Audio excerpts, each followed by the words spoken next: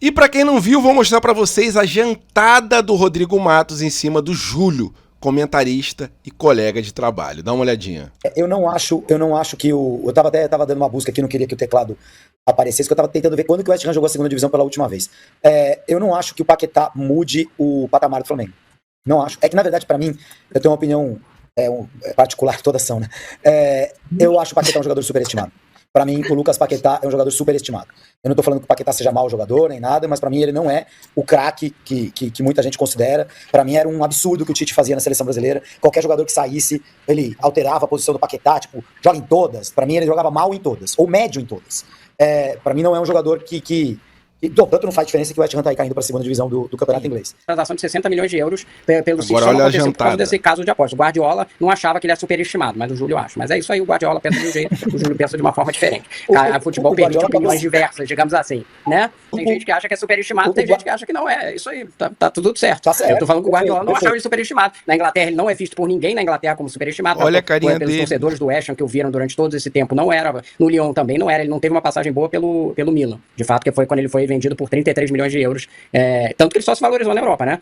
E não tem preço essa carinha do Júlio após ser jantado pelo Rodrigo Matos. E, na minha opinião, lógico que o Paquetá chegará para mudar o patamar do Flamengo. E o Lucas Paquetá, que está muito próximo do rubro-negro, está por um detalhe da vinda para o Flamengo. E a gente vai falar também sobre a negociação do Flamengo com o Santos, que o Michael está de saída para o time lá de São Paulo em relação a Flamengo versus Volta Redonda. Último jogo da base contra times profissionais. Flamengo entrará em campo hoje às 9h30 da noite. Já eu falo para vocês onde assistir essa partida. Essas e outras vocês encontram agora na Flageral TV. E caso vocês gostem do vídeo, deixe seu like e se inscrevam aqui na Flageral. Rapaziada, 9h30 da noite, o Flamengo entra em campo para jogar contra o Volta Redonda pela segunda rodada do Campeonato Carioca. Isso porque a quinta rodada ela foi antecipada, que foi a partida contra a Portuguesa. Então, esse será o último jogo da nossa molecada no Campeonato Carioca, porque a princípio, no próximo jogo contra o Vasco, sem ser esse do Volta Redonda, o Flamengo já entrará com o time profissional. Nesse jogo de hoje, a gente não poderá contar com o lateral esquerdo Johnny, que ele teve um problema no ombro e teve que passar por uma cirurgia. O Flamengo deve ir a campo com a seguinte escalação.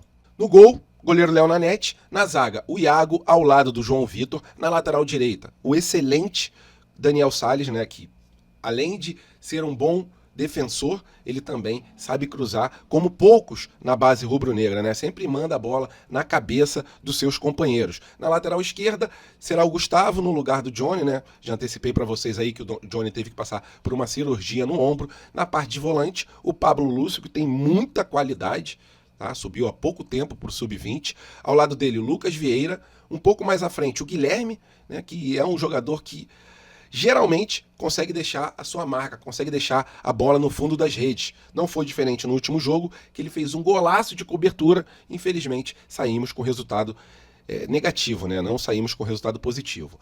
Na parte da esquerda do ataque do Flamengo, o Joshua, na direita, o Douglas Telles e no comando de ataque, o David Viana. Esse será o provável time do Flamengo. E se a gente for dar uma olhada aqui na tabela de classificação do Carioca, o Flamengo ele está na terceira colocação com 1 ponto conquistado. Lembrando que o grupo B enfrenta os times do grupo A. O primeiro colocado aqui no grupo B é o Nova Iguaçu e o segundo é o Botafogo. No grupo A, o primeiro colocado é o Vasco da Gama e o segundo colocado é o Fluminense.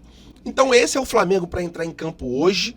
A gente espera que a nossa molecada consiga sair com resultado positivo, mas sempre lembrando que é um time da base, um time com muitos adolescentes jogando contra um time profissional, que tem a média de idade de 10 anos a mais. Então, os jogadores do Volta Redonda, Portuguesa, conforme foi a primeira partida do Carioca, contra o Bangu, são jogadores muito mais experientes. Mas, lógico, a gente sempre fica torcendo para que a gente saia com resultado positivo. Só que é uma batalha de Davi contra Golias, como foi parecido ali contra o Bayer Leverkusen, que eles colocaram um time profissional para jogar contra a nossa molecada da base, e a nossa molecada da base fez o impossível praticamente, né? Meteu 5 no time alemão. Tomara que essa história se repita hoje. Boa sorte à nossa molecada. Meu palpite para esse jogo é 1-0 o time do Flamengo e será uma partida franca, porque como o Flamengo está entrando com o time sub-20, o Volta Redonda não irá jogar retrancado, então vai ser uma partida de 2 clubes lutando pelo ataque. Então é isso, se vocês quiserem deixar o palpite de vocês, por favor, coloca ela aqui embaixo do vídeo. E agora falando sobre mercado da bola, 2 assuntos diferentes, vocês já estão vendo na tela, Michael e o Lucas Paquetá, né? Uma notícia excelente sobre o Lucas Paquetá, mas vamos começar por ele.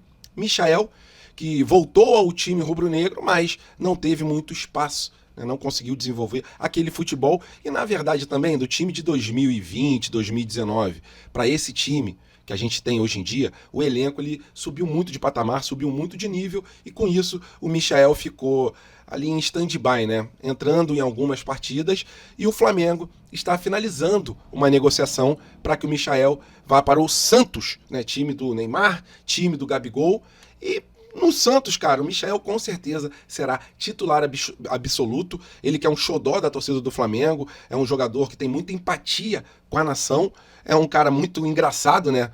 A gente já viu vários vídeos dele que ele casca o bico, zoa pra caramba com outros jogadores, deixa um ambiente bem mais leve em relação ao vestiário rubro-negro. Que ele tenha boa sorte no Santos.